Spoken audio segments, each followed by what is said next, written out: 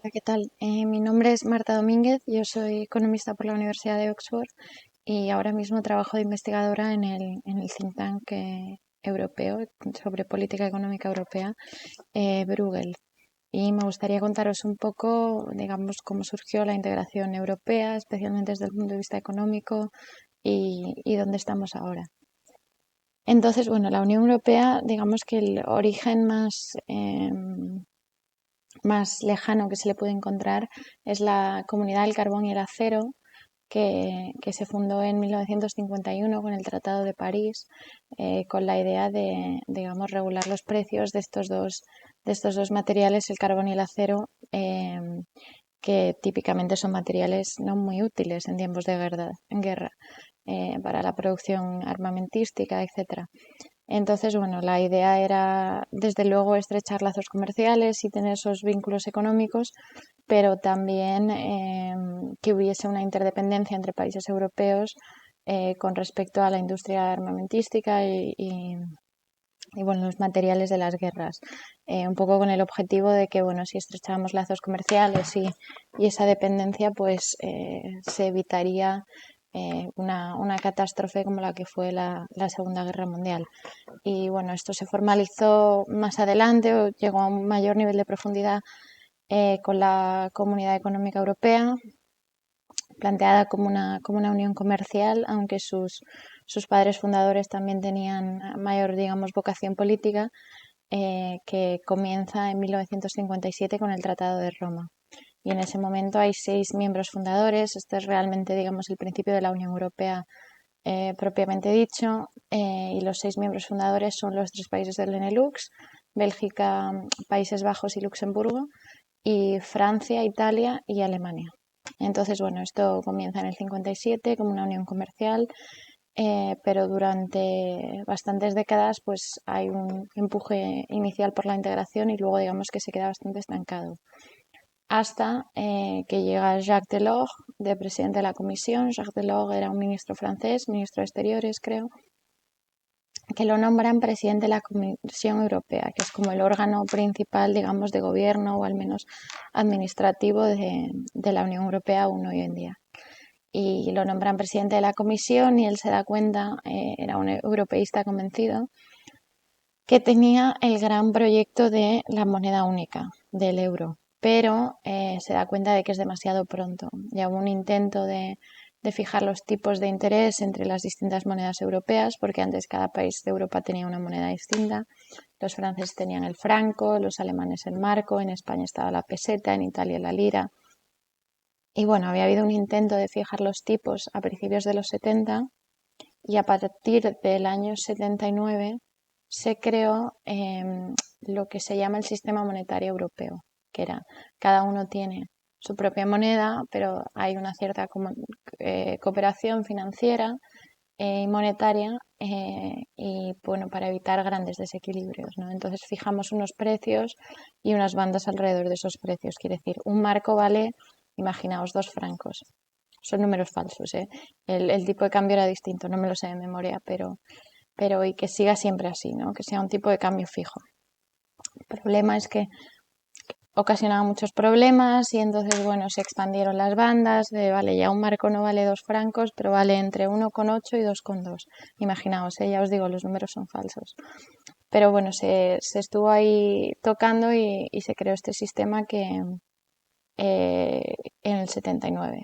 Pero hubo una serie de problemas y en el 92, muy dramáticamente, la libra, que entonces sí estaba unida a las demás monedas europeas y sí tenían cierta idea de entrar en el euro, los ingleses, la libra esterlina, es la moneda del Reino Unido, pues bueno, cayó en el 92, es decir, se desligó muy dramáticamente de su precio en barcos alemanes y bueno, hubo líos ahí, ¿no? Pero bueno, para volver a lo que estaba contando, Jacques Delors, presidente de la Comisión, su gran proyecto es una moneda única para todos los europeos, pero se da cuenta que es demasiado pronto. Y entonces, ¿qué hace? Se aprovecha del momento económico, que es muy neoliberal, era los años de Reagan, de Margaret Thatcher, era un momento económico en el que digamos, desregular el mercado, de más capitalismo, de más mercado, ¿no? Entonces, él se aprovecha de, digamos, esta motivación para crear lo que se llama el Acta Única Europea, entró en vigor en el año 86 y tuvo muchos efectos. Uno de ellos es que las votaciones para ciertos temas entre países europeos en el seno de la Unión Europea pasaron de ser de mayoría, o sea, se necesitaba unanimidad a una mayoría reforzada. Entonces se podía avanzar mucho más rápido porque no tenías que convencer a todos los países.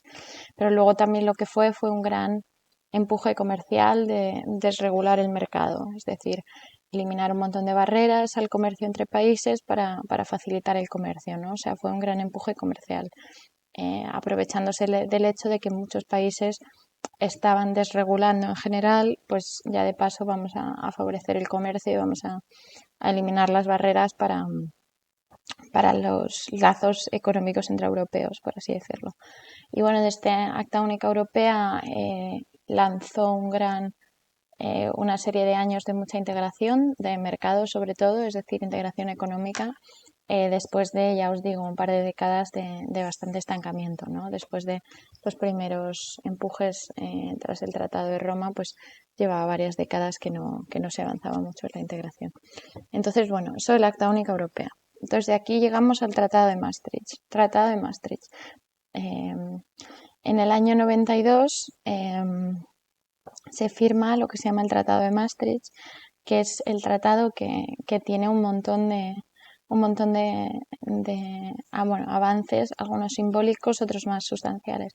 Primero es que se establece el nombre Unión Europea, ya no es Comunidad Económica, ahora ya es la Unión Europea y se introduce la ciudadanía europea, es decir, desde el Tratado de Maastricht todos los europeos nacidos en la UE, digamos, o bueno, todos los que tenemos nacionalidad de uno de los países de la UE, somos ciudadanos europeos. Y después, desde el punto de vista económico, se establece que vamos a comenzar una unión económica y monetaria, con la idea de introducir una moneda única, pues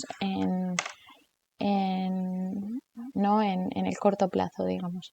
Entonces, para establecer esta moneda única, primero hacía falta mayor convergencia entre los países europeos, es decir, una moneda única pues es un compromiso grande porque significa que todos tenemos que tener la misma política monetaria. Es decir, si hay un shock en un país y en otro no, el Banco Central Europeo pues tiene que tener en cuenta las dos cuestiones. Un shock económico, por ejemplo, una crisis, un shock negativo. Tiene que tener en cuenta la situación de los dos países y ajustar la política monetaria. Mientras que si tú tienes tu propia moneda y tu propio Banco Central, ese Banco Central puede ejecutar política monetaria solo para ese país. Entonces era importante que hubiese mayor convergencia entre los países de Europa, que se parecieran más. Y entonces establecen una serie de criterios para poder unirse al euro. Uno de ellos es la inflación,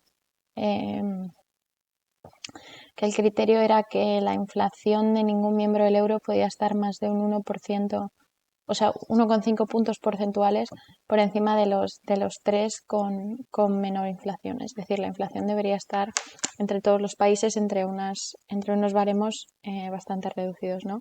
Digamos que la media de los 3 con inflación más baja sería como el punto bajo y hasta ahí se podía llegar hasta un 1,5%, 1,5 puntos porcentuales más. Entonces, bueno, estaba bastante reducida. Otro criterio era básicamente tener un déficit relativamente reducido, un déficit bajo, es decir, no más del 3% anual y no más del 60% del PIB en deuda pública. Y luego, bueno, también obviamente había que haber mantenido los tipos de interés dentro de las bandas del mecanismo que estaba ya en vigor desde el 79 y bueno, y también los tipos de interés debían estar en ciertos límites, ¿no? Pero bueno, esos eran los criterios de Maastricht. Entonces, con eso se establece el euro, o se establece la idea de ir hacia un euro que por fin se introduce en el año 99 de manera digital, es decir, ya existía el euro, pero no teníamos monedas de euros, simplemente existía, ¿no? En el banco podías tener dinero en euros, digamos, y en el año 2002 se introducen las monedas y los billetes de euro. Entonces, bueno, hemos hecho aquí un repaso rápido de la historia. Ahora vamos a las cuestiones más recientes. Pues, ¿qué problemas había? A ver, la unión monetaria que se introduce en 2002, pues una unión monetaria con una moneda única, que es el euro, que no sé si habéis visto alguna vez, no tengo ahora ninguno encima, pero billetes y monedas de euro, ¿no? Pero es monedas europeas.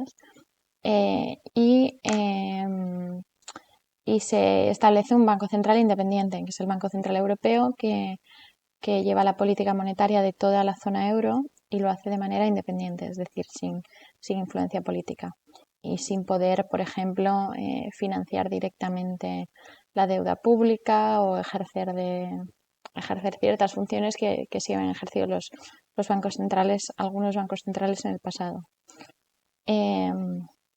Sin embargo, a pesar de que se establece una unión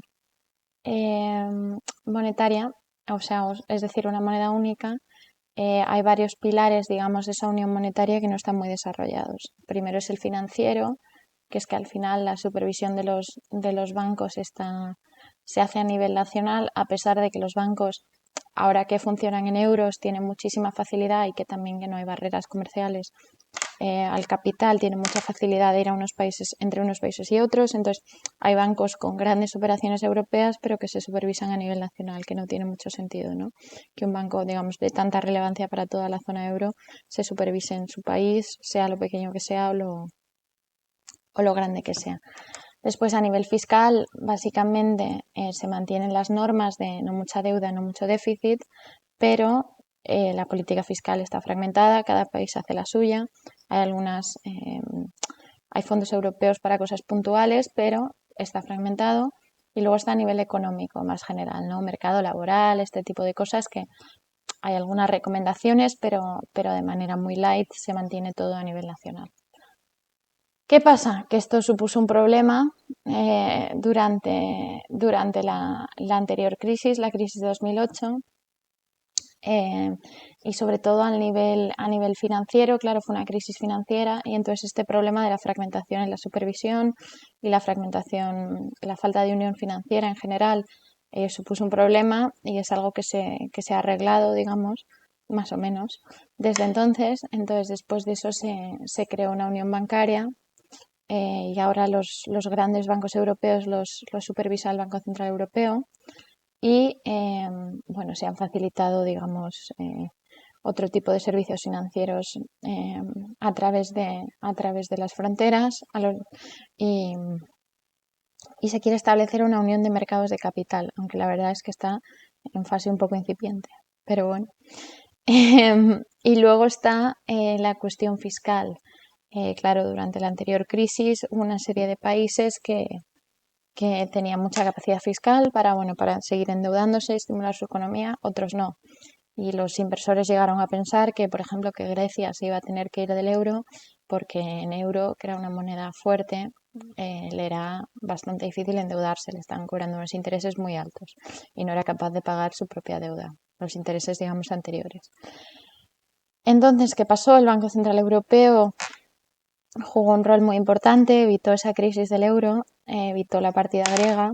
Mario Draghi, que era el presidente del Banco Central Europeo, salió y muy claramente dijo a los inversores: haremos whatever it takes to save the euro, es decir, no os preocupéis que el Banco Central Europeo va a estar a la altura, no vas a permitir que se tenga que ir ningún país, ni mucho menos.